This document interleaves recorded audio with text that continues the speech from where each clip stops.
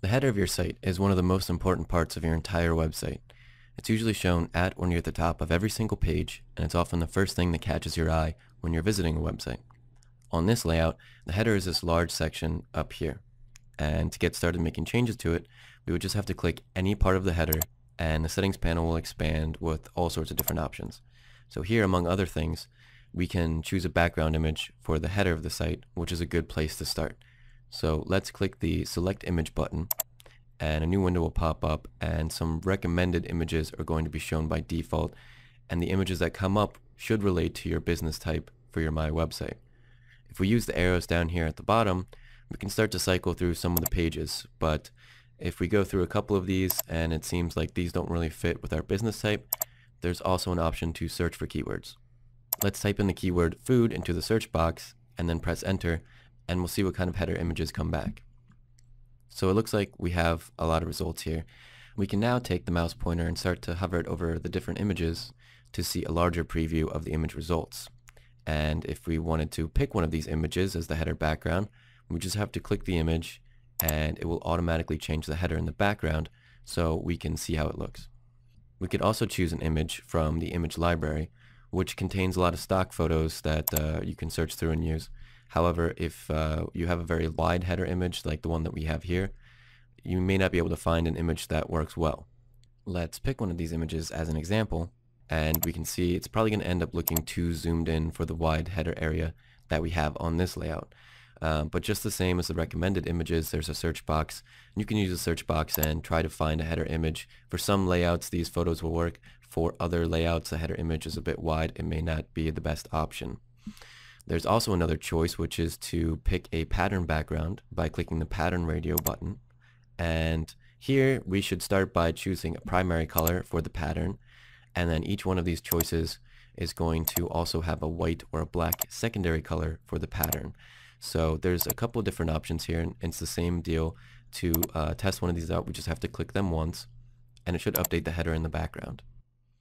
We could also upload our own image that we have saved on the current PC that we're using by going to the Upload Image Radio button.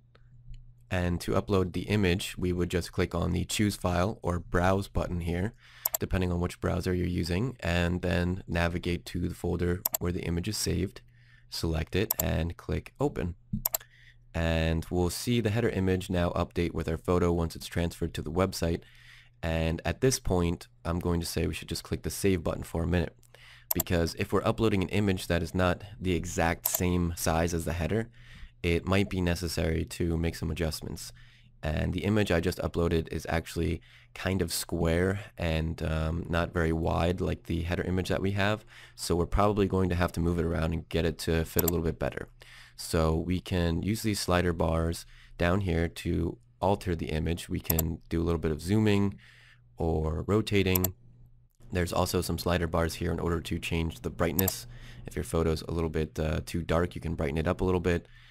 And this layout actually has the ability to make the header taller or shorter. So we could actually make this header a lot taller if we wanted to, and that might help the header image, but I'm going to keep it pretty short and wide.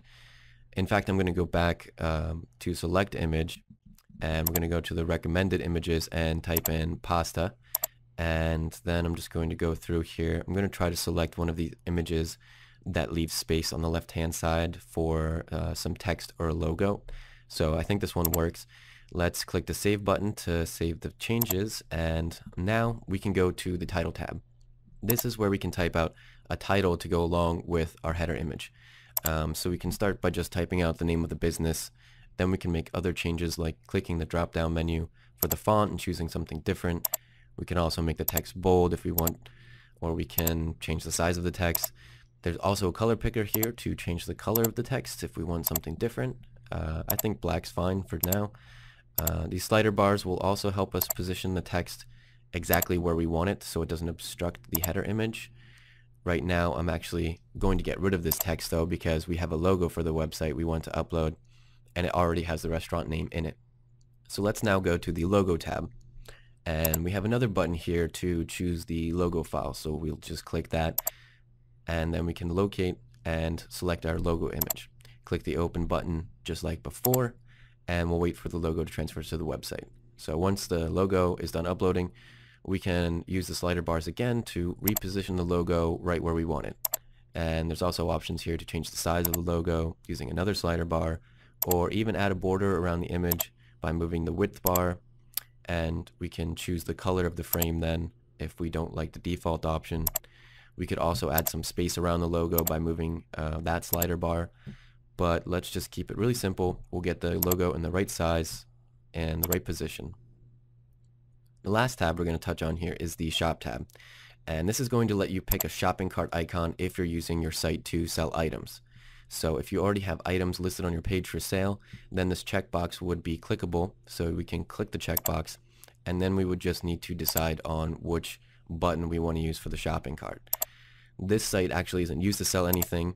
So right now we're just going to uncheck the box since we don't use a shopping cart, and we just have to remember to click the save button to save all our changes. And that should give you a pretty good overview of all of the different changes that you can make with a header. It's pretty robust. Now we can just sit back and admire the new site header that we just customized. And if any further modifications were needed, we would just have to click on the header image again, and that would get us back to the settings panel to make more changes. Additional help can be found at faq.oneandone.com.